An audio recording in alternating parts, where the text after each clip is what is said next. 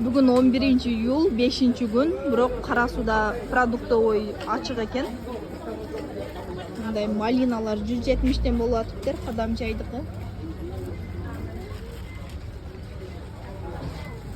Бул жакта дагы малиналар бар экен, 170тен болуп кымбаттап кетти.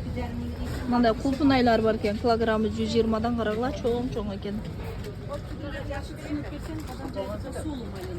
Ооба, көпчүлүк эле билсе керек, Кадам жайдыкын билесиңер. Мында суулуу, анан башкаларга караганда ширин болот да. Өткөндө Сабайдыкын алдым эле, чоң дана. Бирок чоң дана болгону менен даамы анча эмес экен. Ошо айырмасы Кадам жайдыкы ширин жакшы болот экен, башка жакка салыштырмалуу. Бирди жеп көрөйүнчү. Бул жагынандай Гүлзар. Бул Дыйкан базардын өдөсүндө мына малина сатып атыптыр. Ушул жака келип, бүгүн алсаңар болот экен. Малиналар бар экен. Бүгүн 5 күн болсо дагы.